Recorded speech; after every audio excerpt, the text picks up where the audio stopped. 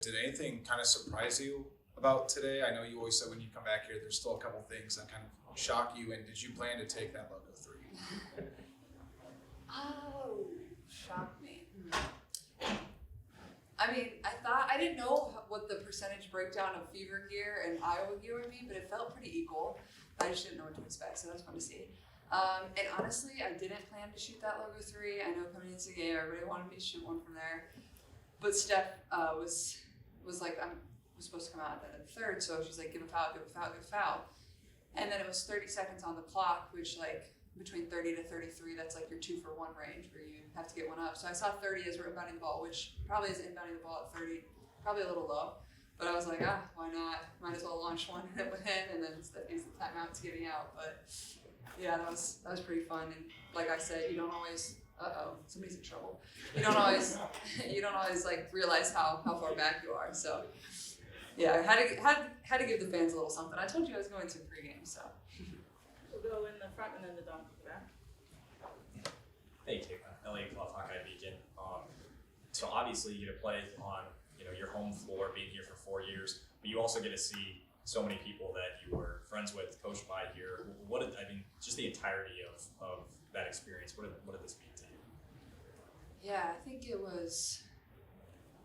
it's hard to put into words like what exactly it means to me. It's almost overwhelming to a point. Like I'm just very, very thankful to be able to come back to a place that continues to support me and see old friends that are having a great time getting to watch me do my thing, that don't play basketball anymore, that are just my friends, and spending time with them. Like even though it was just dinner last night, like it's just fun to come back here and like kind of feel like you're in college again in a way. But also it was a little weird like going in the locker room But I don't know, something about this gym like just makes me play well, and these shoes, like it just, I don't know. So there's something about it, but I just a lot of gratitude and just thankful I can share it with my family too. A lot of them were here, my grandparents were here, and they don't get to come to many either. And yeah, these are the moments that like you never take for granted, and you kind of just want to stay in for forever. So I'm certain I will be looking back at a lot of pictures and videos from today.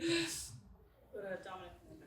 Dominic Brad at NBC Indianapolis. Caitlin, your teammates mobbed you there on the broadcast when you were getting interviewed. Just what's been your biggest takeaway? The camaraderie of this group just feels like pre-training camp. You guys are clicking both on the floor and off the floor, and then it was your first, game action this preseason. How did you feel just to get out there and shake the rust off?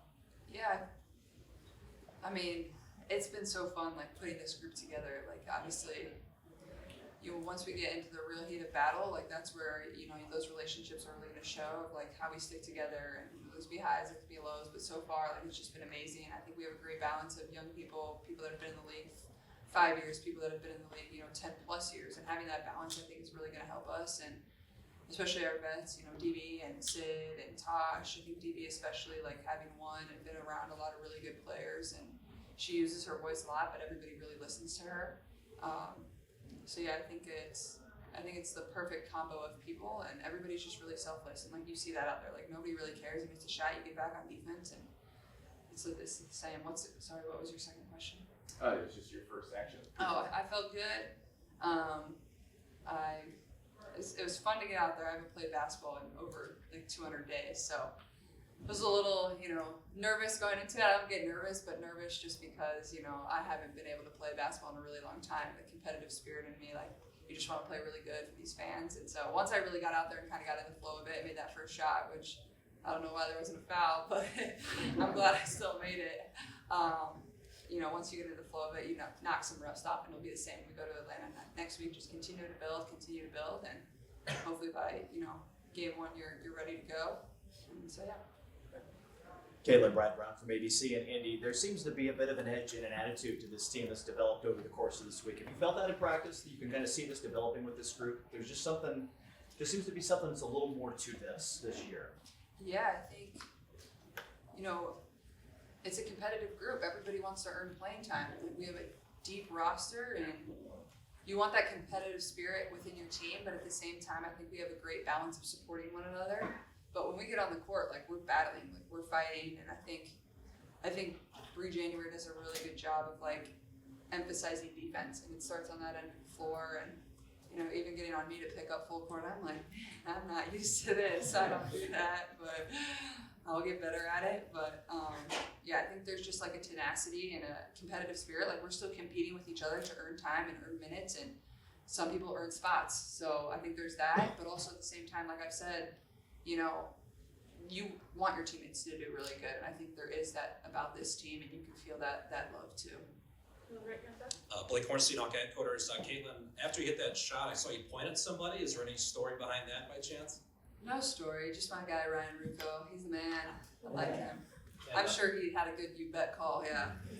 Well, as far as just the day overall, to have the crowd in the palm of your hand out there at Carver, to walk off the floor and have fans chanting your name and wanting your autograph, can you just maybe describe what the prevailing emotion was of the whole day for you?